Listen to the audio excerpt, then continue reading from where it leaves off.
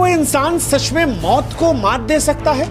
बहुत से ऐसे प्रमाण हैं, लेकिन हम उनको थोड़ा सा अवॉइड ही कर लेते हैं कि ऐसा तो वैसे भी हो गया होगा। अहमदाबाद में जलते विमान की लपटों में जब एक इंसान बचा, इसे आप ईश्वर का चमत्कार कहें या फिर यमराज की मेहरबानी? और उसका दृढ़ पक्का विश्वास हो गया कि सचमुच भगवान जो चाहे सो करते हैं। एक शख्स आग की गिरफ्त से खुद चलकर बाहर आता है। परमात्मा की शरण में आएंगे, ये घटनाएं बचेंगी हमारी। जो मरे उनके चेहरे तक पहचान में नहीं आ रहे, फिर ये शख्स बचा तो कैसे बचा? क्या इंसान की सोच से परे है भगवान?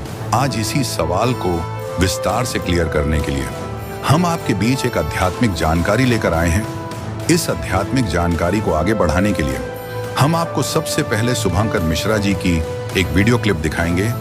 इसके बाद हम संत रामपाल जी महाराज के आध्यात्मिक विचार जानेंगे, जो भगवान के विषय में बहुत ही अच्छी जानकारी रखते हैं। आध्यात्मिक ज्ञान से परिपूर्ण इस वीडियो को लास्ट तक अवश्य देखें और वीडियो कैसी लगी कमेंट करके हमें अपनी राय अवश्य दें। अगर इस चैनल पर आप पहली बार आए हैं तो फटाफट से वीडियो को लाइक और चैनल को सब्सक्राइब जरूर कर दें। तो चलिए वीडियो शुरू करते हैं। क्या कोई इंसान सच में मौत को मात दे सकता है, या फिर कभी कभी मौत खुद ब खुद रुक जाती है, किसी के इशारे पर, किसी की वजह से, जो शायद हमारी आपकी समझ से परे है? क्योंकि अहमदाबाद में जलते विमान की लपटों में जब एक इंसान बचा, तो सारी दुनिया के मन में यह सवाल आया कि इसे आप ईश्वर का चमत्कार कहें या फिर यमराज की मेहरबानी? क्या यह किस्मत थी, या सही समय पर सही सीट पर बैठना, या फिर कुछ ऐसा जिसे हम और आप समझ नहीं सकते?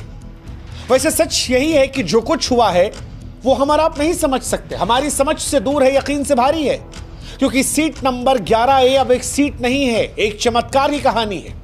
एक ऐसी कहानी जो हमें याद दिलाती है कि जिंदगी कितनी भी नाजुक क्यों ना हो, कभी कभी मौत को चुनौती दे सकती है। क्योंकि अहमदाबाद में आसमान से जब एक विमान का जलता हुआ मलबा गिरता है, तब 241 जिंदगियां राख में तब्दील हो जाती हैं। उनकी पहचान के लिए चेहरे तक नहीं बचे थे, उनकी लाशों को डीएनए टेस्ट करके पहचाना जा रहा है। लेकिन तब एक शख्स आग की गिरफ्त से खुद चलकर बाहर आता है। उस शख्स से कपड़े झुलसे हुए होते हैं, सांसें धुएं में उलझी हुई होती हैं, शरीर में खरोच होती है, पर वो जिंदा रहता है। उस फ्लाइट से जहां पर 241 लोग जलकर स्वाहा हो गए, राख हो गए, जिनके शव भी उठाए गए तो वो इस कदर भयावह थे कि जिनको देखकर रूह कांप जाए। लेकिन तब वो शख्स पैदल चलकर निकलता है। सीट 11A एक आम सी खिड़की के पास की जगह, और ऐसा लगता है कि मानो किसी अदृश्य ताकत ने उसे बचा लिया। इसे किस्मत का इनाम कहें, नियति की शरारत कहें, पर सच यही है कि जो कुछ हुआ है वो हमारी आपकी समझ से परे। जो मरे उनके चेहरे तक पहचान में नहीं आ रहे, फिर ये शख्स बचा तो कैसे बचा? क्या मौत का बुलावा कोई टाल सकता है? क्या लिखी हुई तकदीर कोई मिटा सकता है? क्या यह संयोग था कि वो उस वक्त वहां था? क्या ऐसा हो सकता है कि मौत ने पुकारा और किसी ने फुसफुसाकर उससे कहा कि मानो अभी नहीं, अभी तुम्हें और जीना है? क्योंकि 241 जिंदगियों में जिंदगी ने सिर्फ एक शख्स को चुना, और यही सवाल होता है कि क्यों चुना? 11A सीट पर बैठा शख्स कैसे बच गया? ये पहेली है, और इस पहेली को इस वीडियो में हम समझने की कोशिश करेंगे। ये एक जलता हुआ अध्याय है जो राख में दबे इकलौते फूल की खुशबू की तरह जिंदा है। ये कहानी उस रहस्य की है जो किसी ब्लैक बॉक्स में नहीं, बल्कि बची हुई उस सांस में छिपी है जो मौत के मुंह से बाहर आ गया। इससे पहले कि हम इस बात की जानकारी आपको दें कि यह शख्स कैसे बचा, हम उस शख्स के बारे में आपको बताते हैं। अहमदाबाद में 12 जून 2025 को दिल दहला देने वाली घटना होती है। लंदन के लिए उड़ान भर रहे एयर इंडिया का बोइंग 787 अहमदाबाद के सरदार वल्लभ भाई पटेल अंतर्राष्ट्रीय हवाई अड्डे से टेक ऑफ करता है और थोड़ी ही देर में मेघानी नगर के एक रिहायशी इलाके में क्रैश हो जाता है। 242 लोग सवार होते हैं, 230 यात्री और 12 क्रू मेंबर। आग का गोला बन चुका विमान मलबे में तब्दील हो गया। शुरुआती खबरों में लगभग सभी यात्रियों की मौत की पुष्टि हुई थी, लेकिन इस भयावह त्रासदी के बीच में एक चमत्कार हो जाता है। सीट नंबर 11A पर बैठा एक शख्स, विश्वास कुमार रमेश, मौत के मुंह से जिंदा निकल आता है। विश्वास कुमार रमेश कौन है ये? 39 साल इनकी उम्र बताई जा रही है। ब्रिटिश भारतीय नागरिक जो पिछले 20 सालों से लंदन में अपनी पत्नी और बच्चे के साथ रहते थे। वो भारत में अपने परिवार से मिलने आए थे, खासतौर पर दीव में अपने भाई अजय कुमार रमेश के साथ। उनके भाई साहब अजय वो भी उसी फ्लाइट में बैठे थे। दूसरी पंक्ति में विश्वास की सीट का नंबर 11A था। आपातकाल खिड़की जो होती है ठीक उनके बगल में थी, एक ऐसी जगह जो उनकी जिंदगी का टिकट बन गई। विश्वास की बचने कहानी इसलिए भी हैरान करती है क्योंकि फ्लाइट के उड़ने के 59 सेकंड के बाद ही यह हादसा हुआ था और 59 सेकंड सोचने समझने के लिए बहुत कम होता है। इसीलिए दुनिया इसे चमत्कार कह रही है कि क्या ईश्वर ने खुद कान में फुसफुसा कर उन्हें छोड़ दिया कि जाओ अभी नहीं। विश्वास कहते हैं कि 30 सेकंड फ्लाइट उड़ती है, उसके बाद धमाका होता है। वो कहते हैं मैं गिर पड़ा, चारों तरफ चीख पुकार थी। जब होश आया तो दिखाई पड़ा चारों तरफ लाशें थी। वो कहते हैं मुझे नहीं पता मैं कैसे बाहर निकला, मुझे नहीं पता कि कैसे मलबे से खींचा गया एम्बुलेंस से पहुंचा। ये सब कुछ इतना जल्दी हुआ कि मुझे कुछ नहीं पता। हालांकि इस घटना के बाद उन्होंने अपनी फैमिली को कॉल किया, बताया कि प्लेन क्रैश हो गया और उनका भाई कहां पर है उन्हें नहीं पता। उनके भाई इसी फ्लाइट में उनके साथ थे। अजय की कोई जानकारी नहीं और संभवतः वो भी अब इस दुनिया में नहीं है। पुलिस, प्रशासन, लोग, मीडिया सब हैरान है। सब यही कह रहे हैं कि 11A सीट पर बैठा एकमात्र यात्री जिंदा बचा है। कोई कह रहा है कि शायद वो आपातकालीन खिड़की के पास था इसलिए बच गया। कोई कहता है कि वो कूदकर बाहर चला गया इसलिए बच गया। विश्वास को स्थानीय लोगों ने मलबे से निकाला, अस्पताल में भर्ती करवाया। डॉक्टर जो उनका इलाज कर रहे हैं वो बता रहे हैं कि उनके सीने में थोड़ी चोट आई है, आंखों के पास चोट है, पैरों में चोट है। हालांकि वो खतरे से बाहर है, वो खतरे से बाहर है। बिस्तर पर वो बैठ सकते हैं, दर्द के बीच अपनी कहानी को बयां कर सकते हैं और विश्वास की कहानी सोशल मीडिया पर वायरल हो रही है। विश्वास जब मलबे से लंगड़ाते हुए बाहर निकले, कपड़े फटे थे, चेहरा खून और धुएं से सना हुआ था, तो वो चमत्कार से कम नहीं था। लोगों ने कहा कि जाखो राखे साइयां मार सके ना कोई। किसी ने कहा यह प्रकृति का चमत्कार है, किसी ने कहा कि मानो खुद यमराज ने मना कर दिया। जिंदगी की उम्मीद की प्रतीक बन गई है उनकी सीट। किसी ने कहा कि 11A सीट शायद अब बुक करने के लिए लोग तत्पर हो जाएंगे। लेकिन विश्वास की कहानी सिर्फ चमत्कार की नहीं है। उनके भाई की कोई खबर नहीं है। उनके दोस्त दीव से अहमदाबाद पहुंचे हैं। उम्मीद और डर के बीच विश्वास कहते हैं कि मैं अपने भाई को खोजना चाहता हूं। मुझे नहीं पता मैं क्यों बचा हूं, लेकिन अगर मैं जिंदा हूं तो शायद कोई वजह है। अब सवाल यह कि वो क्यों बचे, क्या कहते हैं एक्सपर्ट्स। Seat number 11A। विमान विशेषज्ञ कहते हैं कि 11A उम्मीद की सीट इसलिए बनी क्योंकि यह सीट न सिर्फ एग्जिट के करीब होती है बल्कि खिड़की के पास होने की वजह से बाहर का रास्ता तलाशने में मदद करती है, इसलिए शायद एक मौका बन गई। लेकिन इन सब से आगे एक्सपर्ट्स ये कहते हैं कि वो बचे इसलिए हैं क्योंकि शायद उन्होंने तुरंत फैसला ले लिया। दोस्तों, अभी आपने देखी शुभांकर मिश्रा जी की ये वीडियो क्लिप। आइए अब सुनते हैं संत रामपाल जी महाराज के आध्यात्मिक विचार। पर उसका दृढ़ पक्का विश्वास हो गया कि सचमुच भगवान जो चाहे सो करते। तो इस तरह की घटना हमारा गेल घटा करेंगी, क्योंकि भगवान ऐसा ही काम करता है। अपने जन के लिए कहते 100 साल सिद्धर मैं करूं अपने जन के काज, एक मेरे ऊपर विश्वास तो करके देखो। एक प्रमाण है कि एक संत परमात्मा कबीर जी का भक्त था और परिवार बड़ा हो गया, उसमें सेटिंग हुई नहीं उस समय, क्योंकि और लोग मानते नहीं थे। वो केरला हिमालय का बच्चा था, घर में भक्ति बन नहीं पा रही थी। उसने जाके एक एकांत स्थान पर वहां जल का देखकर व्यवस्था सी और वहां अपना झोपड़ी डाल ली। वहां से फल फूल लावे, तोड़ के खावे और अपना भक्ति करे, दिन रात साधना कर रहा था।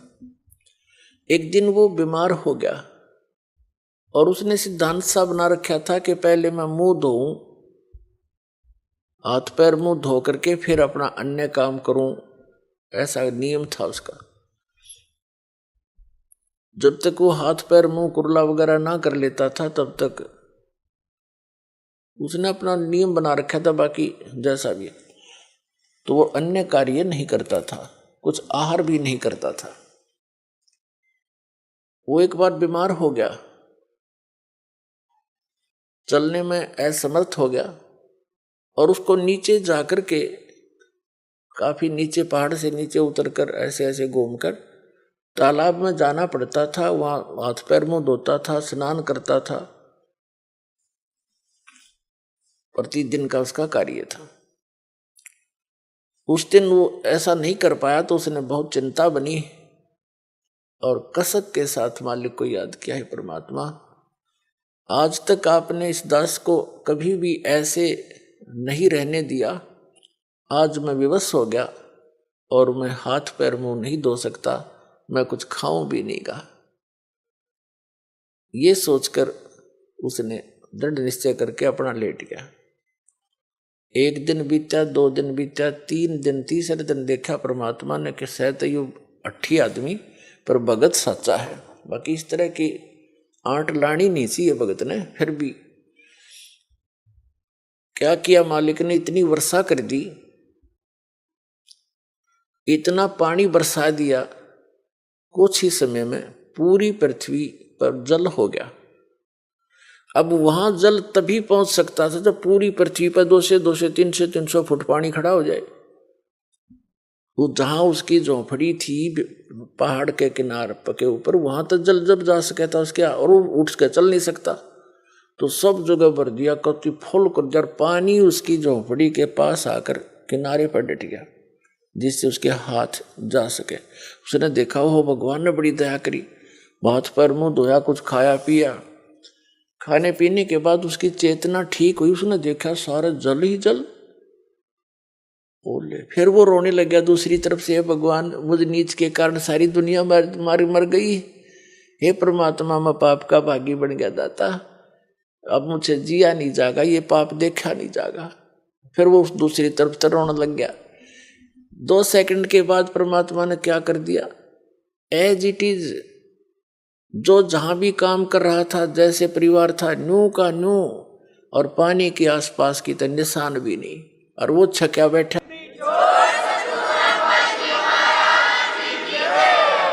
किसी को आभास भी नहीं होने दिया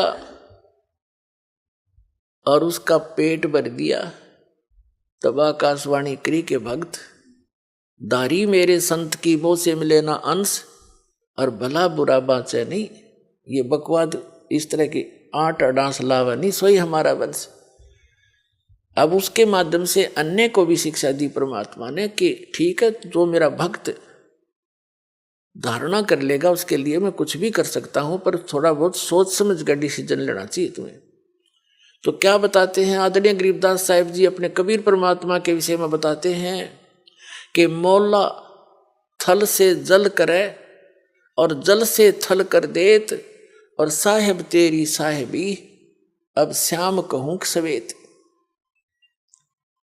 क्या बताते हैं कि वो मौला कबीर परमात्मा पूरी पृथ्वी पर 1 सेकंड में जल भर दे और दूसरी सेकंड में वैसा ही कर दे, उसी तरह जैसे जो जहां बैठा था एज इट इज पूरा स्वस्थ परिवार सारा काम नो का नो कर सकता है। वो परमात्मा इतना समर्थ है।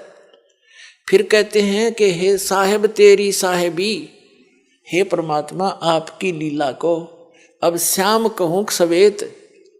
श्याम तेनो का अगर काला काला धन यानी काला आदमी है यो भाई निकम्मा, और सवेत ने कहा साफ आत्मा का आदमी है। ते अब कहते हैं तुझे मैं बुरा कहूं कि अच्छा कहूं।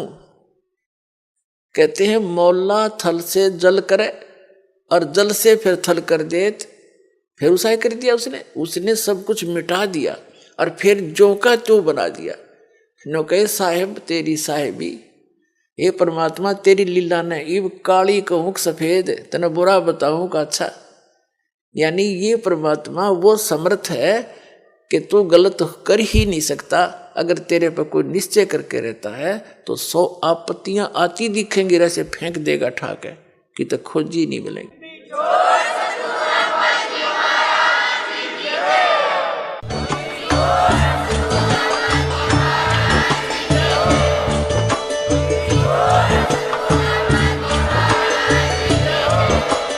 आप सुन सुन रहे थे जगत गुरु तत्वदर्शी संत रामपाल जी महाराज जी के मंगल प्रवचन। अधिक जानकारी के लिए विजिट कीजिए हमारी वेबसाइट www.jagatgururampalji.org।